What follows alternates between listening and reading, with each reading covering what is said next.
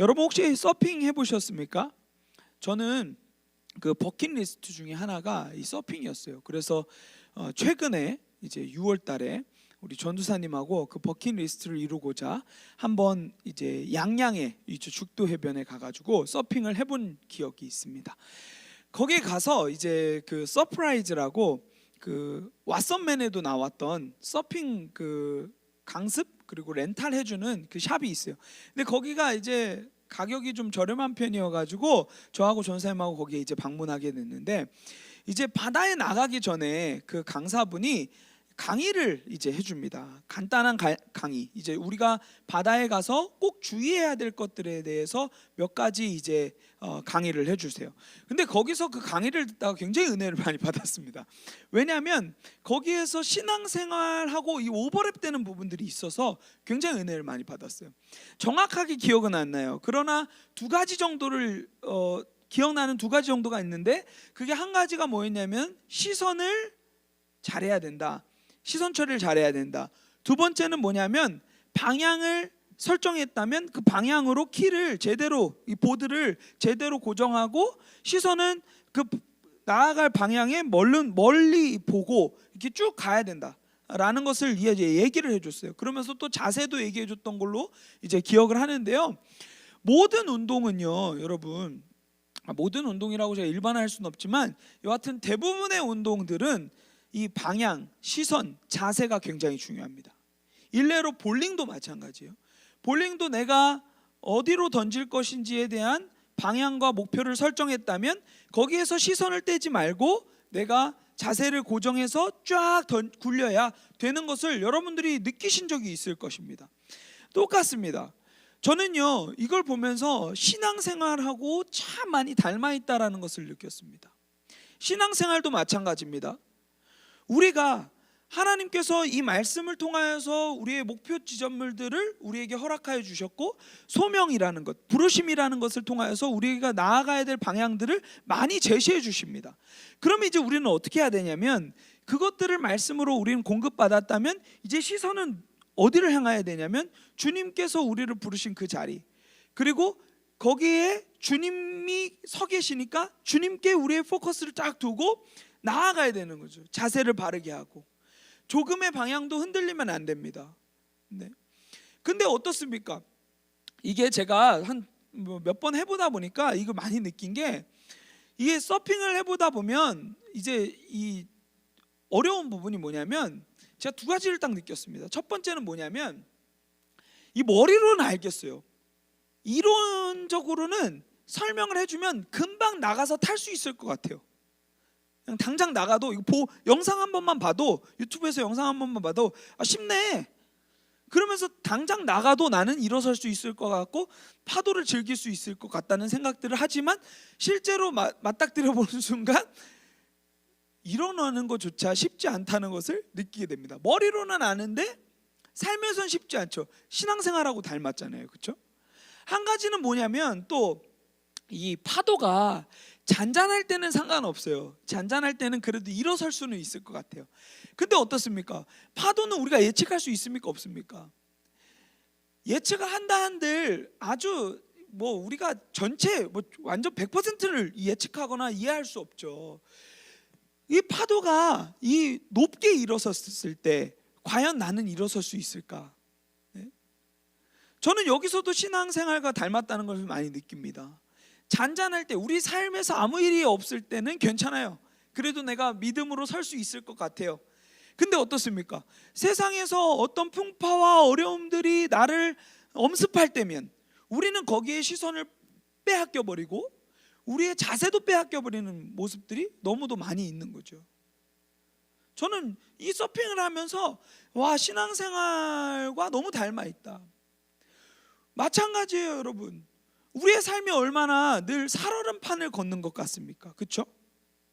근데 그런 상황 가운데서도 성경은요, 믿음이라는 보드를 줬어요. 믿음이라는 보드를. 그러면 이제 그 믿음으로 우리는 어떻게 하면 되냐면, 그 믿음이라는 보드 위에 올라타서 예수 그리스도라는 그 목표 지점을 향하여서 시선을 고정하고 나아가야 되는 거예요. 자세를 바르게 하고. 이 자세와 모든 것들에 대한 그 방법들, 그런 것들은 여기 성경에 다 이제 기록이 되어 있죠. 그렇게 자세를 바르게 하고 나아갈 때 우리는 승리할 수 있음을 여러분들이 알 수 있습니다. 근데 이 믿음이라는 보드를 타면 여러분 꼭 기억해야 될 게 있습니다. 그것은 뭐냐면, 이 믿음은요, 예수님이 우리와 함께 하신다는 것을 아는 것입니다. 여러분, 이 보드를 처음에는요, 우리가 못할 때는요, 이게 거기 강사분이 이렇게 잡아주고 자세도 교정해주고 또 일어설 수 있도록 또 도와주는 역할들을 감당해 줍니다. 그분이 함께 할 때는요 잘 돼요.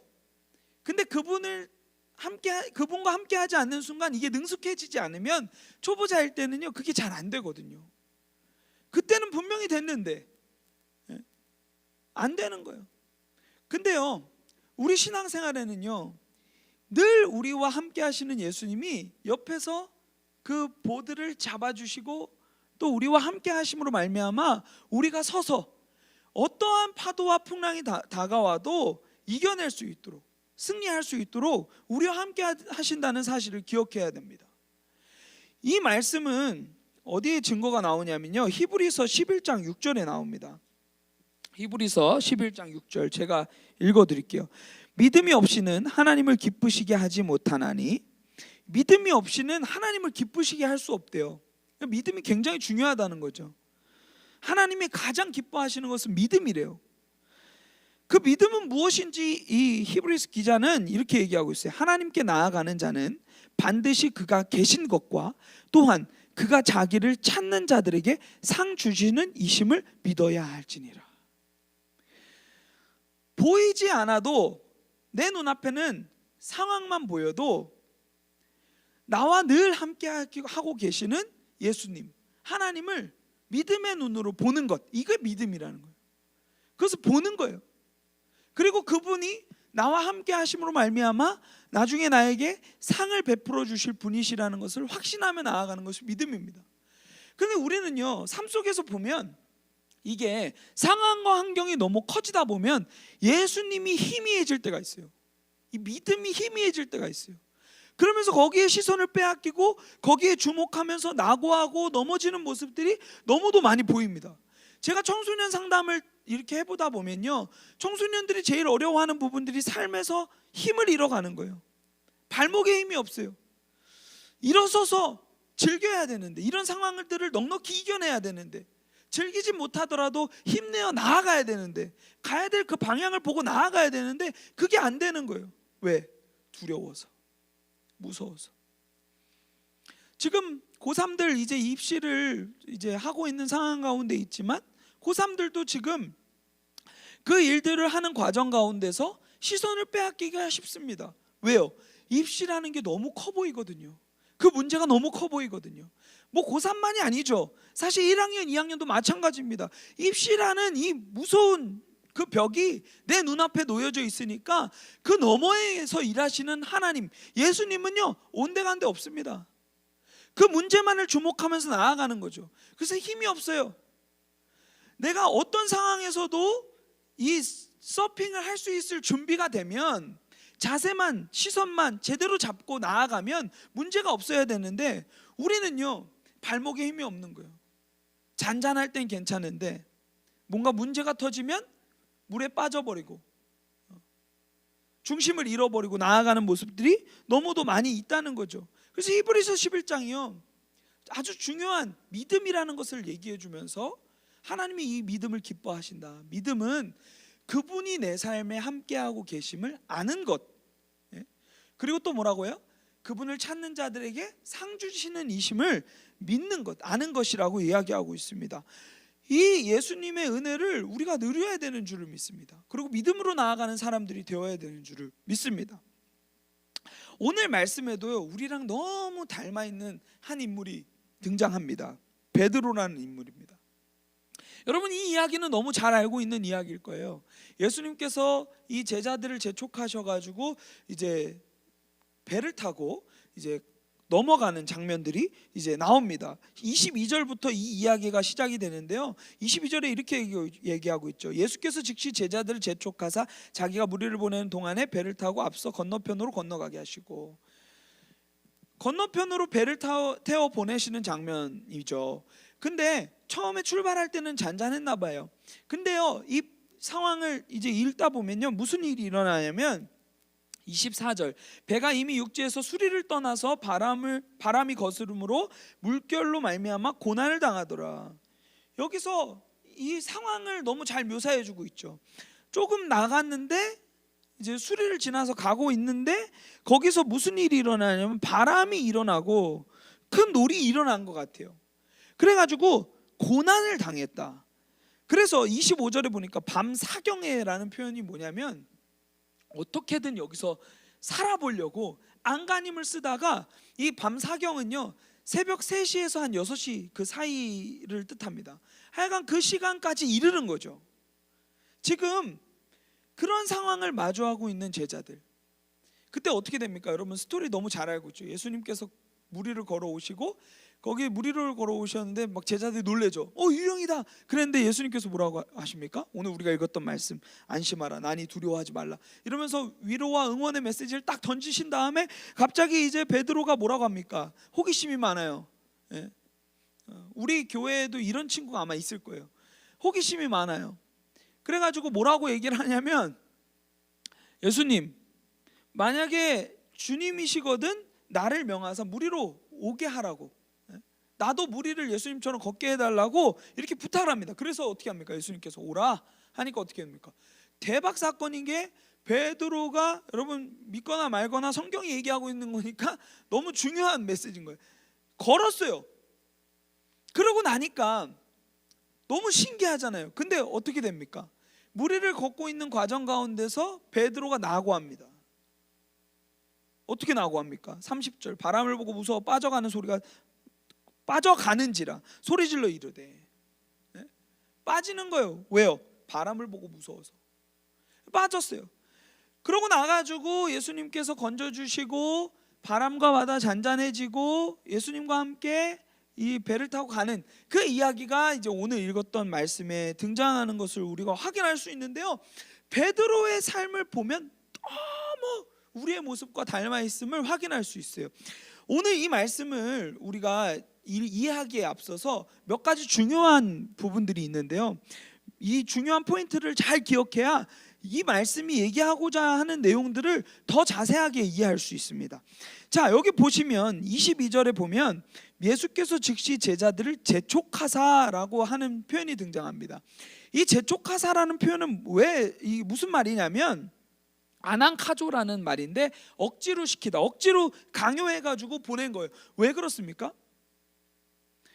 이게 요한복음도 지금 이 말씀의 이야기의 구조가 되게 비슷해서 요한복음에서 힌트도 얻을 수 있고요, 마태, 마가, 요한 3가지 기록 다 이제 오병이어 사건 다음에 이제 이 이야기가 등장합니다. 왜 그렇게 이 구조가 마태, 마가, 요한복음은 똑같냐면 이거예요. 이게 어려운 말로 강화라고 하는데, 신적 강화라고 하는데, 그게 뭐냐면 쉽게 말하면 이겁니다. 오병이어를 통하여서 우리는 뭘 봤습니까? 예수님이 누구시다? 하나님이시다라는 걸 봤죠. 그것을 넘어서 지금 여기서 한 번 더 강조해서 예수님의 하나님 되심을 드러내는 거예요. 이게 강화. 여러분 피파 이런 게임 같은 거 해보셨어요? 그러면 이제 1카와 1카를 붙여서 강화하면 2카가 되거든요. 그러면 이게 좋은 카드들을 이렇게 같이 하면은 강화가 됩니다. 똑같아. 그렇게 이해하시면 좋을 것 같아요. 신적인 예수님의 모습이 비춰졌어요. 그리고 한 번 더 신적인 예수님의 모습이 보여줬어요. 그러면 이건 뭘 얘기하는 거예요? 예수님은 하나님이시다. 예수님은 또 하나님이시다. 이런 걸 통하여서 결국은 예수님의 하나님 되심을 완전히 견고하게, 한 판 했는데 이겼어. 근데 두 판 했는데 이겼어. 그러면은 쟤 잘한다, 이렇게 얘기할 수 있잖아요. 이런 것처럼 지금 여기를 통하여서 신적 강화를 보여주고 있는 거예요. 근데 요한복음에서도 예수님께서 제자들을 재촉하세요. 왜 재촉하시냐면 억지로 보내는 거예요. 왜냐하면 첫 번째는 예수님은요, 이 땅 가운데서 인기를 구가하려고 이 땅 가운데 오신 게 아니거든요.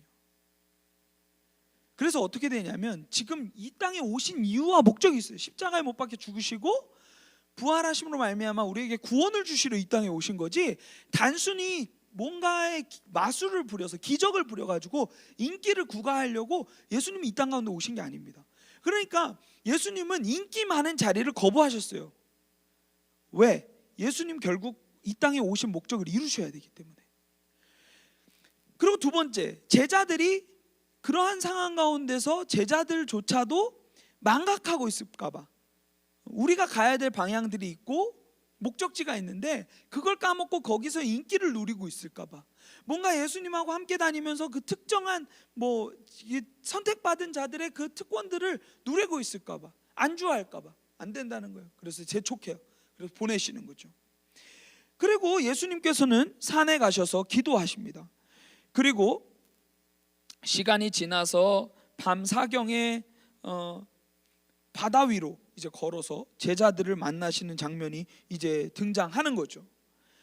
근데요, 여기서 우리 이 제자들의 모습도 우리랑 참 닮아 있음을 확인할 수 있습니다. 제자들이 그가 바다 위로 걸어오심을 보고 놀랐대요.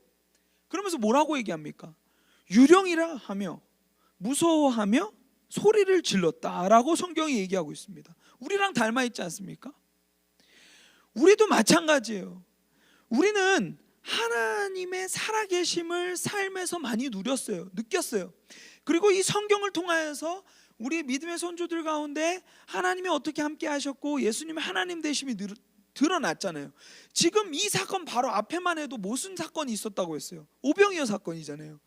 그러면은 오병이어 사건을 일으키신 그 예수님의 놀라운 능력을 봤으면 지금 이 상황 가운데서도 저분이 누구이신지에 대한 부분들, 신적 권위를 이미 느끼고 주님 불러야 되거든요.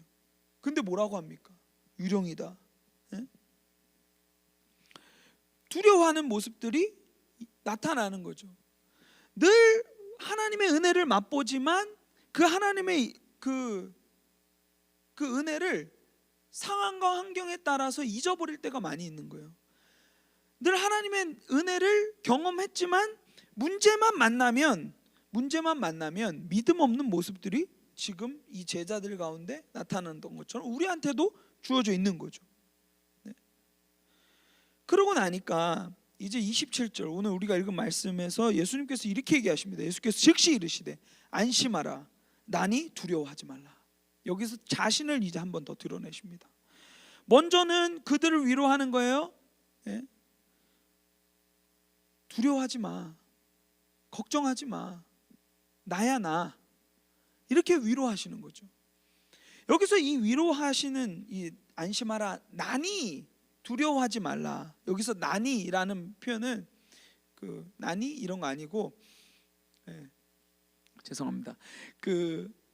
이 나니는 그 요한복음에 예수님의 자기 계시라고 해서 자기가 참 하나님 되심을 드러내시거든요. 7가지 증거가 나타납니다. 여러분 이렇게 말하면 여러분 잘 모르실 텐데 제가 쉽게 얘기를 해드릴게요. 나는 생명의 떡이다. 요한복음에 나타나죠. 6장에 나오죠. 그리고 나는 선한 목자라, 뭐 이런 표현들이 계속해서 등장하는 것을 여러분 요한복음에서 확인할 수 있었을 겁니다. 그 에고 에임이라고 이제 헬라어로 표현이 되는데 자기 신적 계시예요. 지금 여기서 예수님이 제자들에게 해주고 있는 건 뭐냐면, 야 걱정하지 마, 나 하나님이야. 야 쫄지 마, 나 하나님이야. 너네 이 바다에 어떠한 파도도 너희를 엄습할 수 없어. 쫄지 마, 나 하나님이야. 나 이 파도를 만든 하나님이야.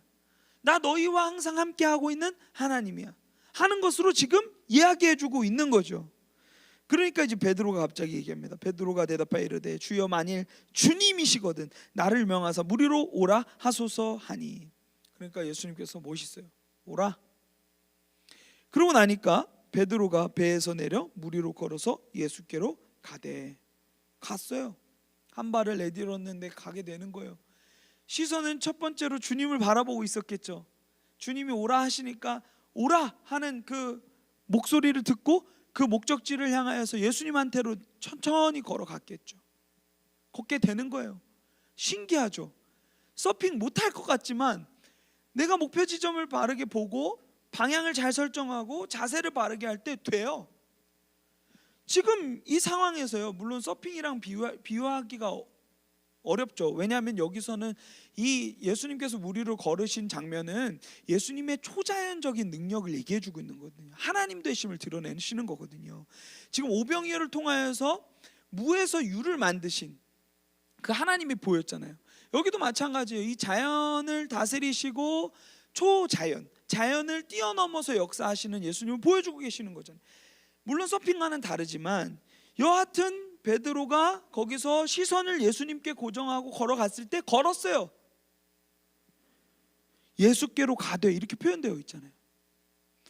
근데 30절에서 다른 모습들이 등장합니다. 뭐라고 나오냐면 바람을 보고 무서워 빠져가는지라. 시선을 분명히 예수님께로 두고 갈 때는 예수께로 가되라고 되어 있는데 여기서 어떻게 되어 있습니까? 뭘 봤다고 했어요? 바람을 보고 무서워 빠져가는지라. 하나님의 능력보다 강한 바람의 능력을 보고 이 베드로는 넘어진 거예요. 베드로가요, 여기서 중심을 잘 못 잡아서 그랬을까요? 뭐 평행대인가? 그 옛날에 많이 했던 그 이렇게 나무 토막 하나에 이렇게 팔 벌리고 가는 그 평행대, 그 중심 잘 잡아야 되거든요. 그것처럼 베드로가 중심을 잃어서 넘어졌을까요? 물론 맞죠. 중심을 잃었죠. 어떤 중심입니까? 내가 스스로 중심을 잡는 그 중심이 아니에요, 여러분. 평행대는 내가 스스로 중심을 잡고 걸어가죠. 근데 여기서 베드로가 잃어버렸던 중심은 뭐냐면 주님을 향한 그 마음의 중심, 주님을 향한 믿음의 중심을 잃었던 거예요. 주님이 나와 함께 하시고 주님은 이 바다를 만드셨고 그 바다 위로 주님은 걸어오셨고, 인간은 걸을 수 없지만 주님은 걸어오셨고, 주님이 나를 오라고 하셨고, 내가 주님께 시선을 고정하고 나아갔을 때 예수께로 갈 수 있었는데 여기서 어떻게 되는 거예요? 중심을 잃어버립니다. 바람을 보는 거예요. 하나님의 능력, 예수님의 능력보다, 예수님 존재보다 뭐가 커 보이는 거예요? 문제가 커 보이는 거죠. 바람이 커 보이는 거예요. 그걸 보고 무서워 빠져가는 모습이 나와 있는 거죠. 이 말씀을 보면서 여러분 이렇게 반응할 수 있습니다. 어떻게 베드로 저럴 수가 있어? 베드로에게 손가락질하면서 베드로 어떻게 저럴 수 있어? 믿음 진짜 없네. 여러분 근데요, 이게 손가락질할 수 있는 모습입니까? 저는 이 말씀을 보면서 베드로랑 나랑 너무 닮았다라는 생각했어요. 베드로에게 손가락질할 문제가 아니에요. 제가 이러고 있거든요. 우리가 이러고 있잖아요. 크신 하나님, 예수님의 존재 자체로 만족하면서 그분께 시선을 고정하고 나아가야 되는데, 방향을 잘 설정하고 나아가야 되는데, 자세를 바르게 하고 나아가야 되는데 어떻게 됩니까? 세상에서 우리를 조금만 유혹하면 거기에 휩쓸려 가요. 강한 바람? 그것을 쫓아가는 모습들, 무서워하면서 떨고 두려워하면서 낙오하는 모습들이 너무도 많이 나타납니다. 여러분 서핑을 해보다 보면요, 진짜 이 파도가 센 날에는요, 여기서 시작했는데 여기서 끝나요. 바람에 밀려서, 파도에 밀려서 그렇게 되거든요. 똑같은 거예요. 방향과 모든 그 시선을 주님께 고정하고 나아가야 되는데 그것을 놓쳐버리고 있는 모습, 베드로의 모습. 사실 그 베드로의 모습을 통하여서 저는 이 성경이요, 우리의 상태를 조명해 주고 있지 않나라는 걸 생각해 보게 됩니다. 베드로만의 문제가 아닌 거죠. 이 세상을 만드신 그 하나님, 창세기 1장 1절에서 말하고 있는 그 말씀을 우리는 잊어버리고 사는 거예요. 예수님께서 홍해를 갈라서 이스라엘 백성들을 출애굽시키셨잖아요. 근데 어떻게 됩니까? 그 하나님을 잊어버려요. 그 당시에도 마찬가지예요. 결국은 그런 상황 가운데서도 하나님은 약속을 우리에게 주셨거든요. 너네 내가 구출할 거야, 걱정하지 마. 근데 홍해를 만나고 나니까, 이 문제를 만나고 나니까 그 사람들이 뭐라고 하냐면, 야, 애굽에서 그냥 차라리 고기 먹다 죽는 게 낫겠다. 왜 우리 애굽에 잘 그냥 살고 있었는데 차라리 노예하는 게 나은데, 벽돌 굽는 게 나은데 왜 우리를 거기서 데리고 나와가지고 지금 여기서 고생하게 만드냐. 앞에는 바다가 있고 뒤에는 바로 군대가 쫓아오고 있는데 우리 죽겠다, 여기서 죽겠다, 이런 얘기를 하죠.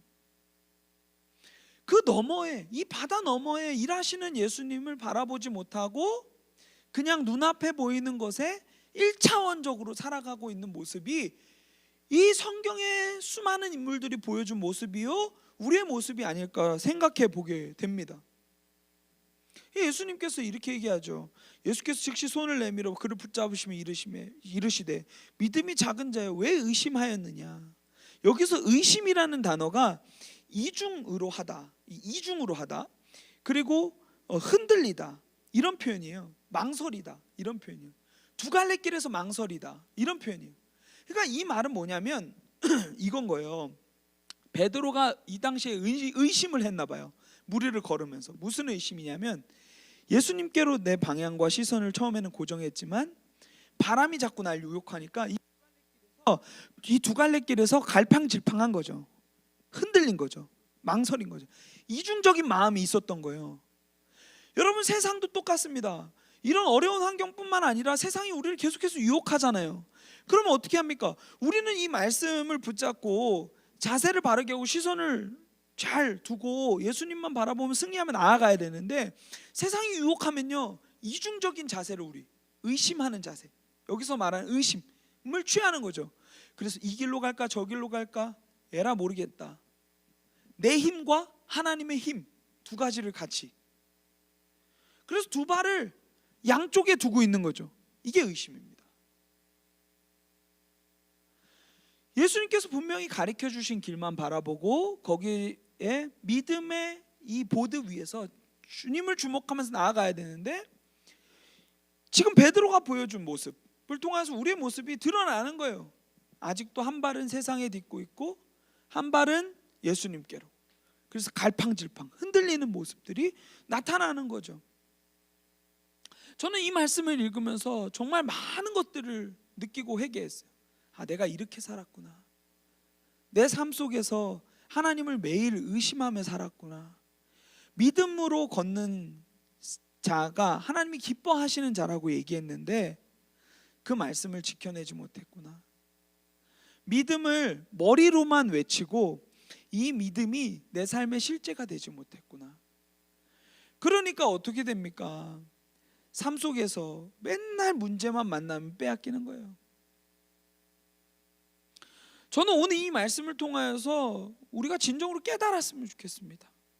예수님이 누구신지. 예수님은 이미 오병이어 사건, 그리고 그 이후에 이 무리를 걸으신 사건을 통하여서 그분의 하나님 되심을 드러내셨어요. 물론 비단 여기에서만 예수님의 하나님 되심이 드러난 게 아니죠. 이미 수많은 성경의 이야기를 통하여서, 그분의 삶을 통하여서, 사역을 통하여서 그분은 그분 자신이 하나님이심을 보여주셨어요. 그러면 이제 그분께 우리의 시선을 고정하고 그분과 함께 믿음의 걸음을 걸어가는 그러한 사람들이 되어야 되는 줄을 믿습니다. 아멘. 그러한 삶이 우리의 삶이 되었으면 좋겠어요. 어렵고 힘든 상황들이 우리에게 계속해서 엄습할지라도 우리가 믿음의 눈을 두고 주님과 함께 동행하는 멋있는 사람들이 되었으면 좋겠습니다. 그래서 오늘 말씀이 제목이 We Walk였어요. We Walk by Faith. 믿음으로 함께 주님과 걷는 그러한 우리의 삶이 되었으면 좋겠다라는 마음들을 담아서 오늘 말씀을 나누었습니다. 32절 33절은 이런 결과가 이제 있어요. 배에 함께 오름에, 예수께서 배에 함께 오름에 바람은 그치는지라. 배에 있는 사람들이 예수께 절하며 이르되 진실로 하나님의 아들이로소이다 하더라. 예수님의 하나님 되심이 그분의 일하심을 통하여서 또 고백되어지는 것을 확인할 수 있습니다. 여러분, 우리가 삶 가운데서도 이 말씀의 은혜를 좀 누리셨으면 좋겠어요. 힘들고 어렵지만 계속해서 어려운 상황들은 반복되지만 그런 상황 가운데서도 하나님의 함께 하심을 붙들고 승리하는 우리가 되었으면 좋겠습니다.